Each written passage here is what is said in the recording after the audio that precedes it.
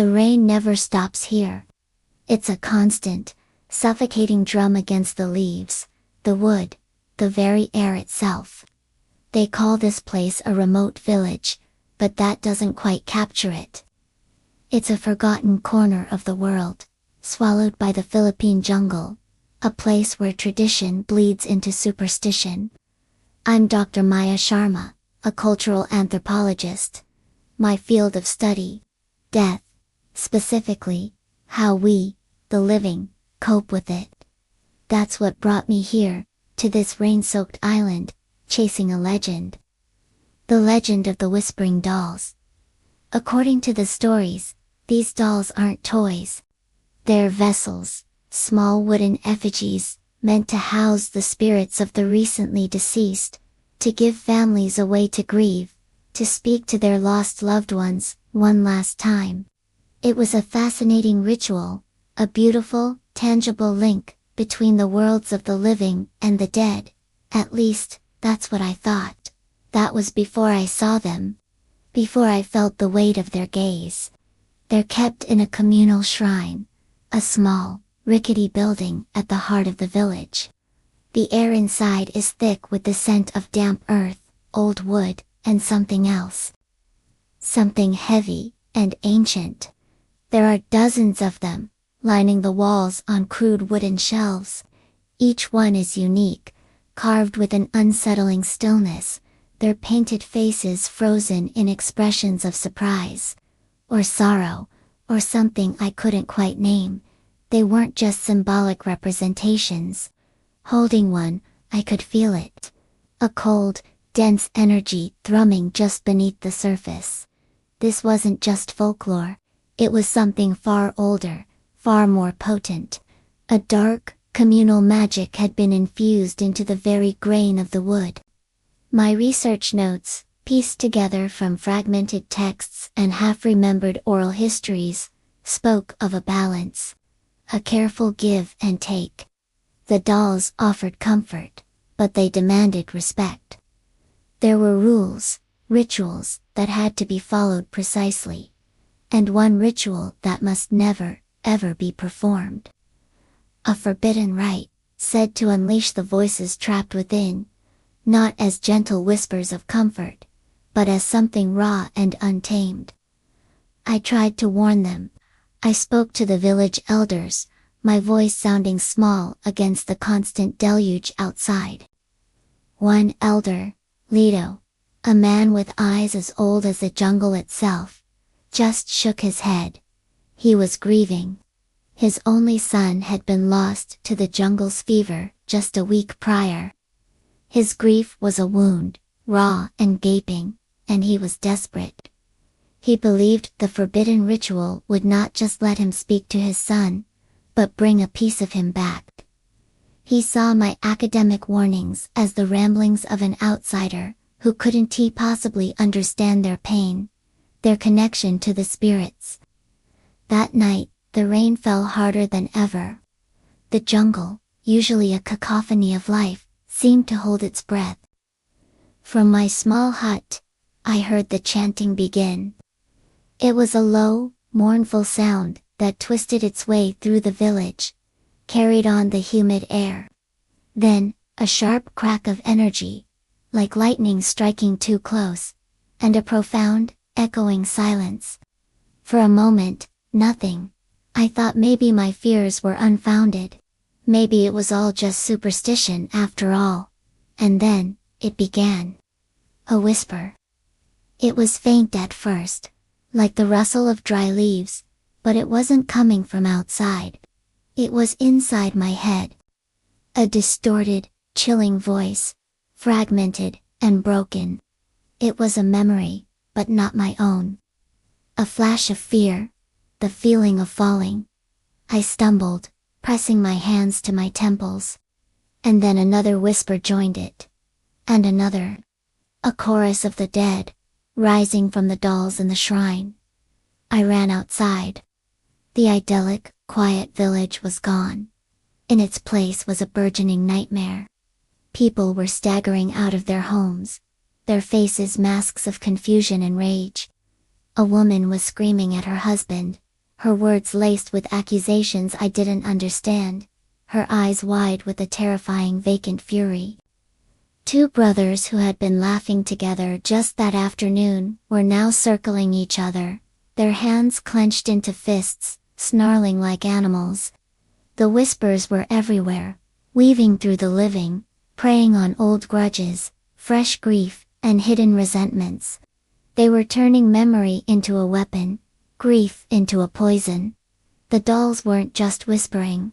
They were broadcasting pure, unfiltered psychic pain. The chaos escalated with horrifying speed.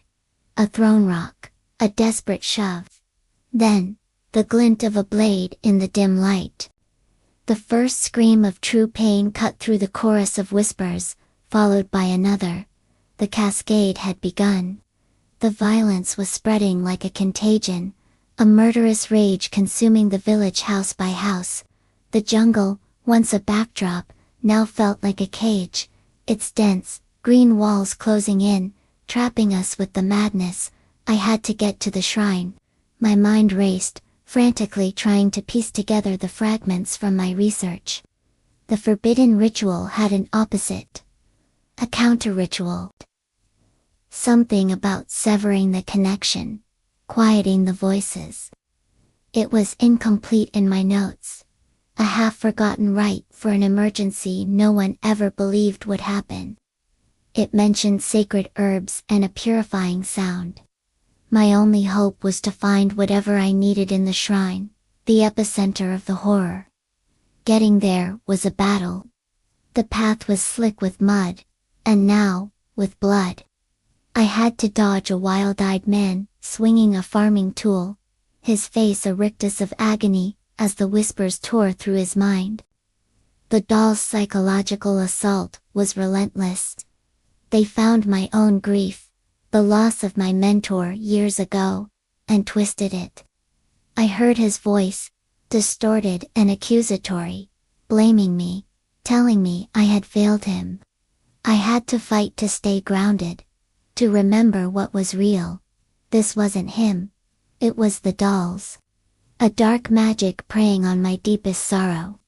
When I finally burst into the shrine, the sight stole the breath from my lungs. The dolls were no longer on their shelves. They were floating in the air, each one glowing with a faint, sickly green light.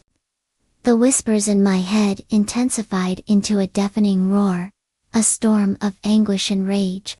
And at the center of the room, blocking my path, were the possessed villagers, their eyes empty, moving with a horrifying, single-minded purpose. They were a wall of bodies, armed with whatever they could find, machetes, clubs, broken wood. They were the dolls' guardians now, puppets of the dead. My eyes darted around the room, frantically searching. The herbs my notes described them. I spotted a small, clay pot in a corner, filled with dried, fragrant leaves. And then I saw it, hanging on the far wall, almost hidden in the shadows. A large, bronze gong, ancient and covered in intricate carvings. The purifying rhythm. This had to be it. There was no way through the crowd. I had to create a barrier. With shaking hands, I dumped the herbs on the floor, forming a crude circle around myself. I found a loose candle and, shielding the flame with my body, I lit the pile. The herbs ignited with a burst of white smoke, thick and acrid. The possessed villagers recoiled, hesitating at the edge of the smoking circle, confused. It was my chance. I scrambled to the gong, grabbing the padded mallet that hung beside it.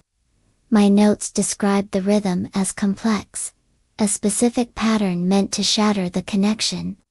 My heart hammered against my ribs, a chaotic drum against the symphony of screams in my head. I took a deep breath, trying to recall the pattern from the faded text. And then I struck the gong. The sound was deep and resonant, a pure, clean tone that cut through the psychic static. The dolls in the air trembled. The villagers flinched. I struck it again, and again, forcing myself into the complex, forgotten rhythm. Left, right, center. A pause, then a rapid series of strikes. It was a language of its own, a sonic prayer. With each beat, the purifying sound grew stronger, pushing back against the whispers. The green light from the dolls flickered violently. The roar in my head began to fracture, breaking apart. I put all my strength, all my focus, all my will into the final sequence. The mallet felt like an extension of my arm. The rhythm was all that existed. As I struck the final, resonant beat, the dolls shattered. Not like wood, but like glass. They exploded in a flash of silent, brilliant white light. The wave of energy washed over the room, and the whispers in my head vanished, replaced by a profound, ringing silence. Around me, the possessed villagers collapsed, dropping their weapons with a clatter. They fell to the floor, not dead, but as if waking from a long and terrible nightmare, their bodies broken, but their minds finally free. I stumbled out of the shrine, my ears still ringing, my body trembling with adrenaline and exhaustion. The village was a wreck, scarred by the night's violence, but it was silent. And for the first time since I'd arrived, the rain had stopped. The clouds were breaking, and a sliver of pale morning light was cutting through the canopy. The dead were quiet now.